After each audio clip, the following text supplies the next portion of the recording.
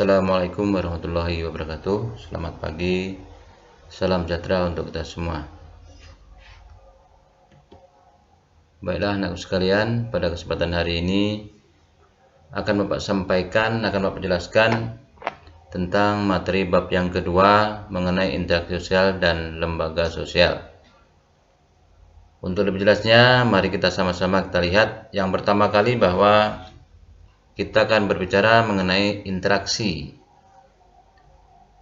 Oleh karena itu, terlebih dahulu kita akan ketahui bahwa apakah kompetensi dasar mengenai bab yang kedua ini. Yang pertama bahwa kita dapat mengidentifikasikan interaksi sosial dalam ruang dan pengaruhnya dalam kehidupan sosial, ekonomi, budaya, dan nilai-nilai dan norma serta dalam kelembagaan sosial budaya. Yang kedua, dapat menyajikan tentang interaksi sosial dalam ruang dan pengaruhnya terhadap kehidupan sosial, ekonomi, sosial, dan budaya.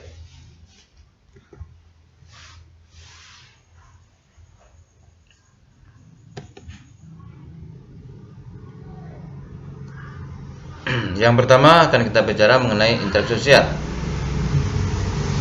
Interaksi sosial adalah suatu hubungan timbal balik yang berupa aksi dan reaksi yang saling mempengaruhi antara satu dengan yang lain atau antara individu dengan individu, kelompok dengan kelompok, dan kelompok dengan individu.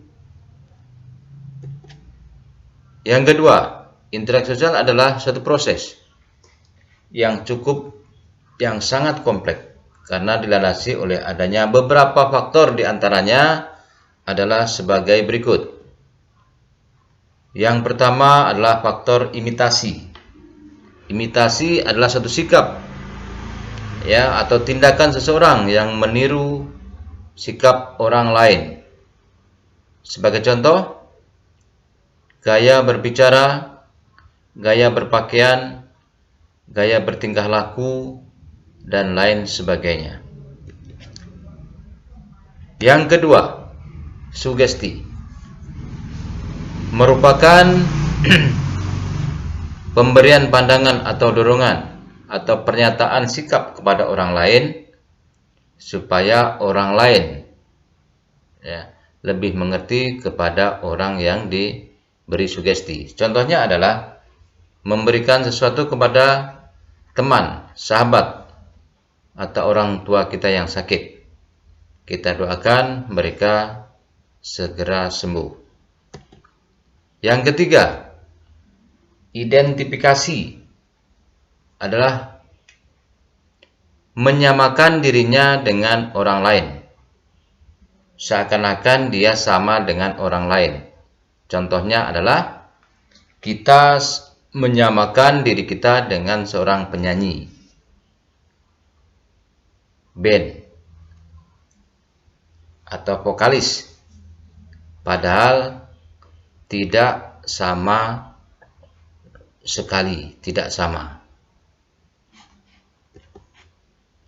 Yang keempat, simpati adalah rasa ketertarikan kita kepada orang lain atau lawan jenis. Kalau ibarat sekarang, muda dan mudi, laki-laki dan perempuan sudah mulai jatuh cinta. Yang kelima, empati. Empati adalah seseorang merasakan sama dengan apa yang dirasakan dengan orang lain.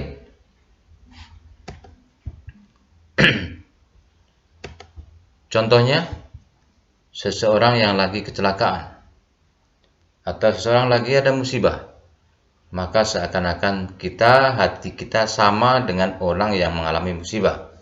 Contoh, kecelakaan sepeda motor, kecelakaan mobil, kereta api, kapal laut, dan lain sebagainya.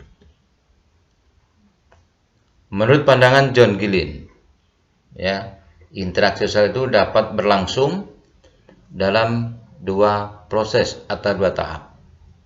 Di antaranya adalah sebagai berikut.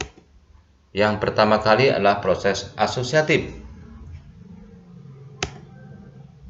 Yang pertama kali adalah kerjasama, tidak saling menjatuhkan teman atau lawan.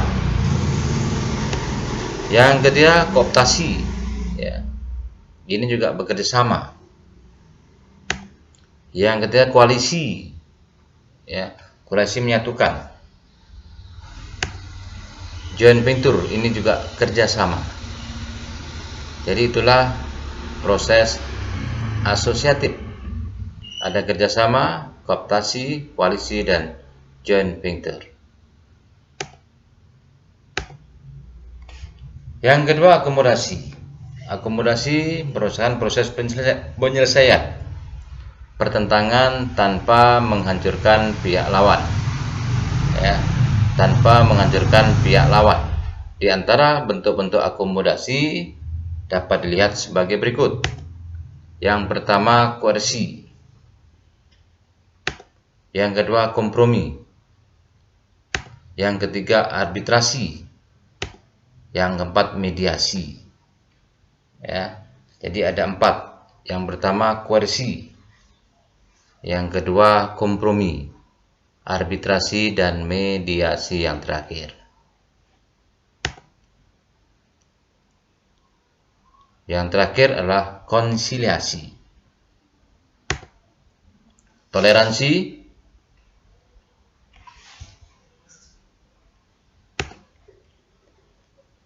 adjudikasi.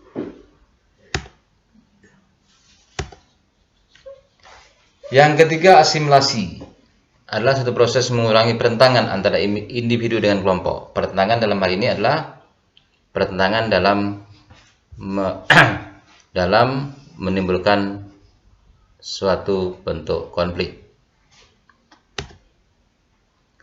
Faktor yang mempermudah asimilasi diantaranya adalah sebagai berikut. Yang pertama adalah toleransi, tenggang rasa. Yang ketiga, kesempatan yang sama untuk mendapatkan kepastian yang sama. Yang ketiga, menghargai orang lain atau orang asing. Kita hidup selalu menghargai orang lain, baik itu orang Indonesia atau bukan orang Indonesia atau orang asing. Berikutnya, persamaan unsur kebudayaan. Kita sama-sama memiliki kebudayaan yang sama di antara satu dengan yang lainnya.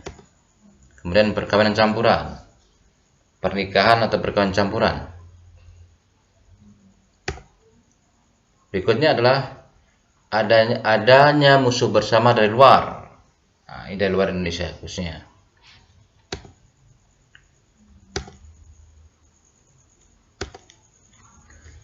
Yang kedua, proses disosiatif. Di antaranya adalah sebagai berikut. Disosiatif ini diantaranya adalah persaingan.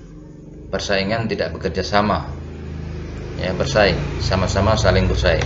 Yang kedua, kontroversi, ya, ada kejadian kontroversi, ketidakkesenjangan.